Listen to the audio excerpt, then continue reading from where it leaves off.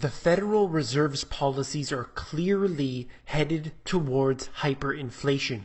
You can see how the interest rates have brought down so low, and they are of course printing money and handing it out to corporations all around the world. How did the Federal Reserve begin? Let's start right there.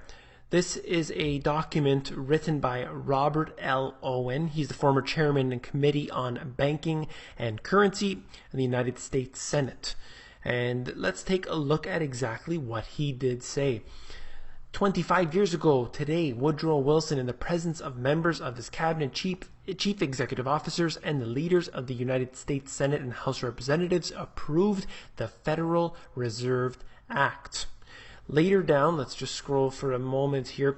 What it said is, under this act, $40 billion of liquid money was created to finance the World War. It financed not only the United States, but it financed the extent of billions of dollars of Great Britain, France, Italy, and their allies. And then he quotes this, that one act won the war.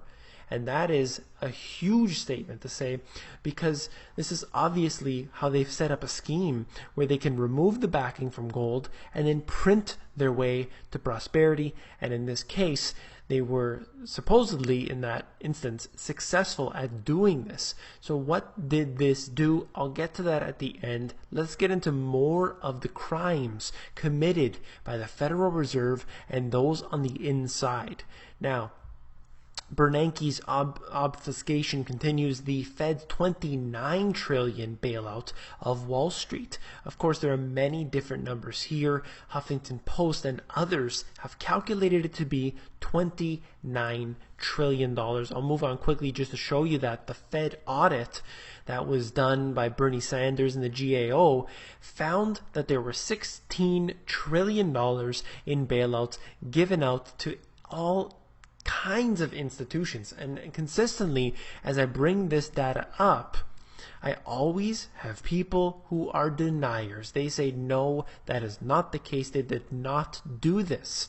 So let's take a look at exactly, first of all, what the Fed is. You need to understand how the Fed works. The Fed is nothing but a printing press. And today, as Bernanke said, they use their digital equivalent, and that's essentially printing up zeros into a computer. So when you have money becoming so easy to handle, so easy to get to and give out, it will assuredly do so. Then this diagram, of course, is from my book, showing you that the printing press ends up piling up, and they hand it out to the banks, and then the banks supposedly will lend that out to you. That's the way this system works. So of course, you're going to have huge problems. So look at the Fed's one secret data that was compiled by Bloomberg, released to the public. This is the data that you need to see. Of course, the source will be in the description. This shows you all the different banks that got a bailout from the Federal Reserve. And I will consistently bring up the fact that Canadian banks were actually bailed out during the financial crisis, even though we have our own central bank. Why in the world would that ever have to happen?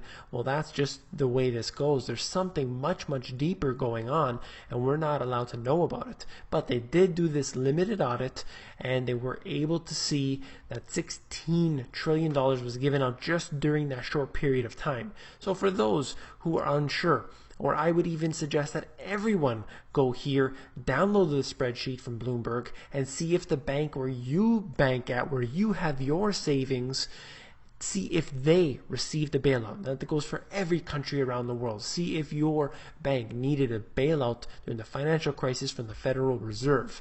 And then we get into bigger things, and that is the derivatives mess. $70 trillion. So in this case here, this is Huffington Post talking about JP Morgan having $70 trillion worth of derivatives. Lower down in the article, this is back in 2012, but they're saying that the entire GDP of the world is $63 trillion, and the United States GDP was $15 trillion at that time. So JP Morgan has more derivatives exposure than the entire GDP of the world. This is something that they can never possibly pay back. It's something that absolutely must collapse at some point in the future. And what does this all lead to? and that is this. Despite the fact what the government wants to tell you, what the mainstream media wants to tell you, that hyperinflation is the only way out of this mess. Look at what CNS News is reporting here, and the statistics are being brought from the BLS, and that is price index for meats, poultry, fish, and eggs rockets to all-time high. You cannot deny the fact that food prices are at all-time highs. Electricity prices near all-time highs. All the things that you need on a daily basis are at an all-time high. And what exactly is this doing to the individual? It's making them more and more poor. It's increasing the amount of hardship on individuals, and it's all because of the expansion of credit. The currency supply is expanding much, much faster than it should ever have been, but that's the way the system is set up, as I said in the beginning, quoting that Senate document, showing you how they do this. They collect and negotiate things between themselves, and we are basically left with nothing but higher and higher prices. Sure, the asset prices, for example, equities right now are booming, but they'll crash, and yet the food prices will remain high.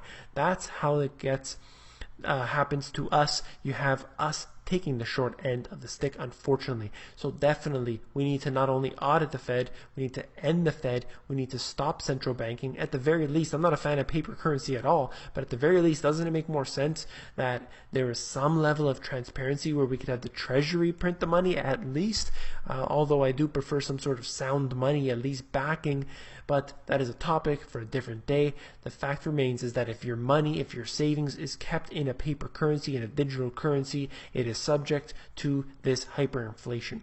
I hope that you found this informative, and if you did, please give me a thumbs up, and that signals to me as well as other people on YouTube that this is a good video, this is good information. And don't forget to become an insider. The Insider is where I give out all my best intel for free. It's available at themoneygps.com. You scroll down to the bottom and fill in your email address, and you get occasional emails from me.